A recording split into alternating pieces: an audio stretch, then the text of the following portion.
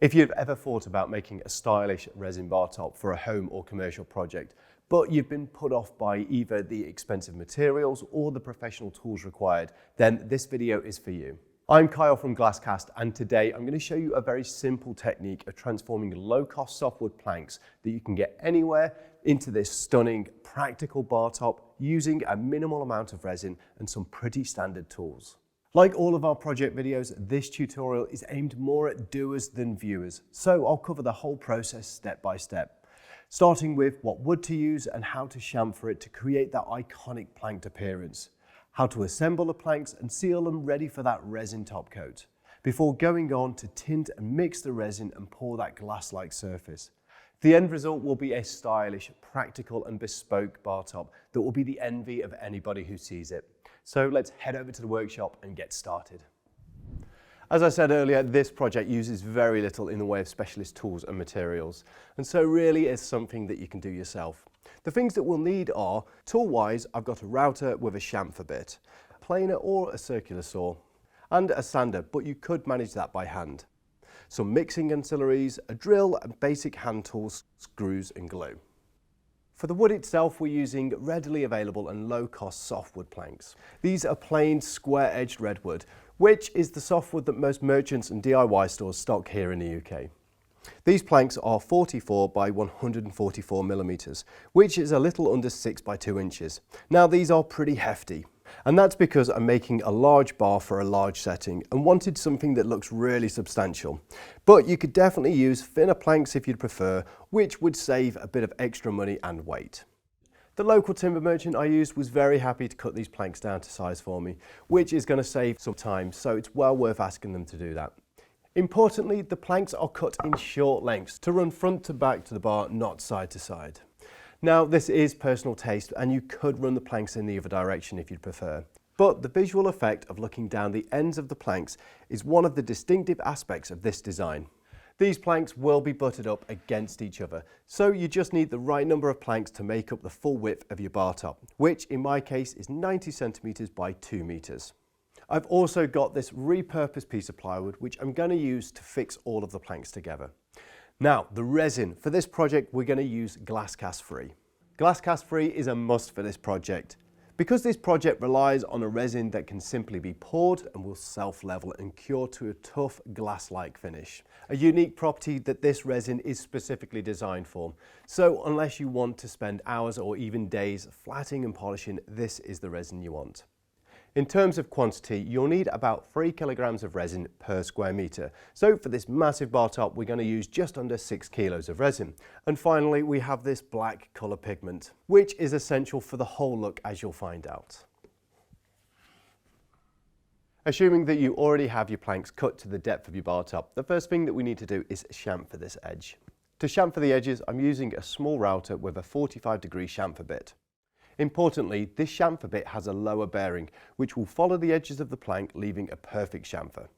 The chamfer is really important because when it fills with the resin, it creates the illusion of a gap between each plank. If your planks are already cut to length, it's a good idea to position some sacrificial planks before and after it, so that the bit has something to follow at the start and end of the plank. Otherwise, you can get some rounding off at the ends of the planks. Creating an actual gap would be more complicated to set up and consume a lot more resin, so this is a clever part of the design.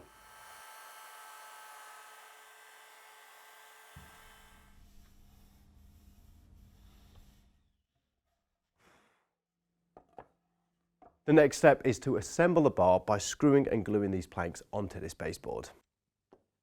To make sure the bar top is square and the planks are properly aligned, I'm setting up a simple alignment jig using some offcuts of material that I know are straight. I'll position the planks with the chamfer facing down, and then I'll place the baseboard on the back of the planks so I can mark its position and where the planks are. I can use these markers as a guide for where my screw holes need to be, which I'll pilot and countersink.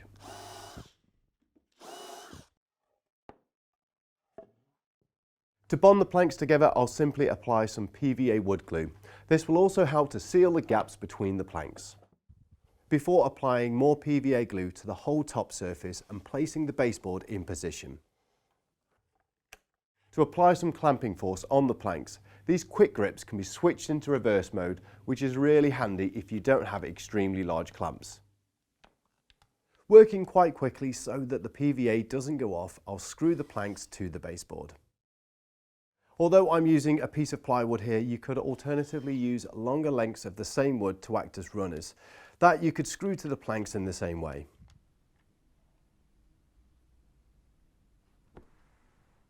If any PVA has squeezed out, simply scrape it away and wipe away any remaining residue. The next step is to mix up a heavily tinted batch of resin and use it to fill in the chamfered gaps between the planks, which will make them stand out more. And at the same time as this, I'm going to put a thin coating of resin over the exposed surfaces of the wood to make sure that no air escapes during that cure. Before we apply any resin though, the first thing we need to do is make sure this table is absolutely level. It's not quite so critical for this first sealing and infilling stage, but we might as well get it spot on now, ready for the main pour, when it really is critical that the bar is perfectly flat. If you do find that you've got some gaps between your planks, it's best to fill and seal them with some fast setting epoxy glue. I'll also apply a strip of masking tape all around the top edge of the table, making sure I've got at least 5mm or about 1/4 of an inch sticking up. This masking tape will act as a dam for the resin. For this stage, we're going to need about 700 grams of resin per square metre. So for my 1.8 square metre bar top, I'm going to need about 1.3 kilos of resin. Because GlassCast 3 is mixed with its hardener at a ratio of 2:1 by weight, I'll mix 860 grams of resin with 430 grams of hardener. Start by measuring out the required amount of resin. In this case, that's our 860 grams. For this darker mix, we'll need to add about 1 drop of pigment per 100 grams of mixed resin. Since we're mixing 1.3 kilos, in total that's 13 drops of pigment. This pigment is strong stuff, and so we count them out drop by drop, which we'll then give a good mix into the resin before we add the hardener. If you're wondering where to get the GlassCast 3 resin, along with the black pigment and a full range of ancillaries for this project, then head over to glasscastresin.com for the very best resin products, or follow the links in the description for where to purchase in your territory. To make absolutely sure the resin is thoroughly mixed, I'll now transfer the mix into a second bucket and mix again for another 2 or 3 minutes. This is known as double potting and should always be followed when working with epoxy resin. As soon as resin is mixed, it starts to cure. For GlassCast 3 resin at room temperature, the pot life is 30 minutes. So we must make sure that all of the resin we need is out of the pot and onto the surface within that time. Give the planks a good coat of resin, including down into the chamfered gaps. I'll drizzle more resin into the grooves to make sure that they're filled up right to the top. With all of the grooves filled and the exposed wood sealed, we can now leave this for about 12 hours. As soon as the sealing coat has gone firm, we can move straight on with that main pour. Ideally, we want to catch the sealing coat while it's still firm but still slightly tacky. This is perfect for the next layer of resin to bond to.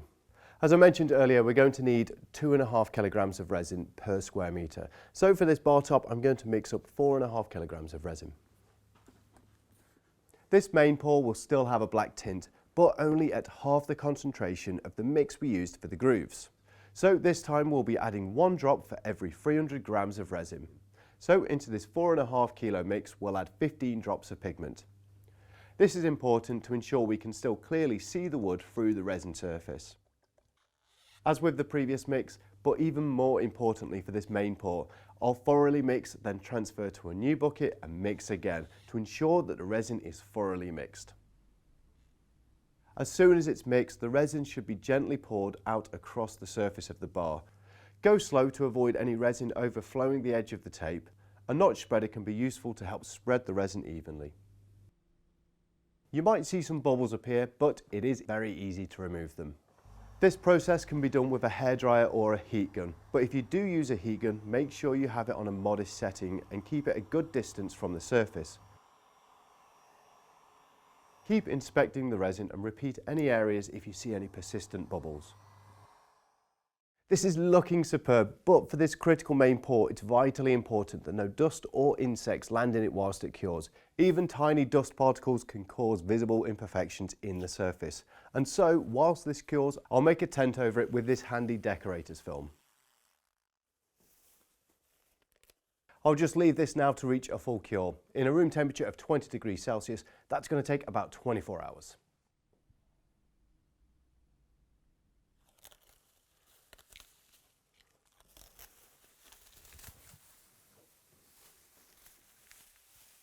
As you can see, the resin has now cured. And unlike with conventional epoxies, we've got this stunning glass-like surface without having the need to do any further flatting or polishing. And so the only thing left to do is to remove the tape and finish off these edges. When the masking tape's been removed, you'll find that the resin has left this sharp edge, or meniscus, where it met the tape. And we also have this bare wood on the front edge, which needs tidying up and sealing.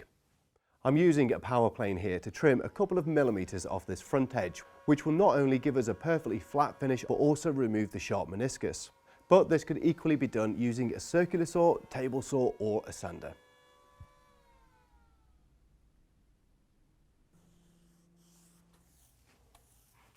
A light sand with some fine abrasive papers can soften the edges off slightly.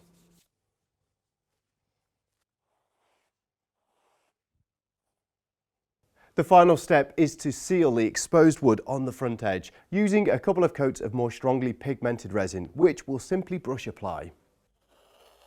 I'm going to apply some masking tape to the top surface just to keep everything clean.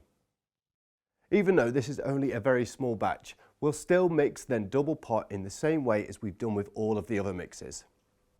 The resin is then carefully applied to the edge in a consistent thin coating.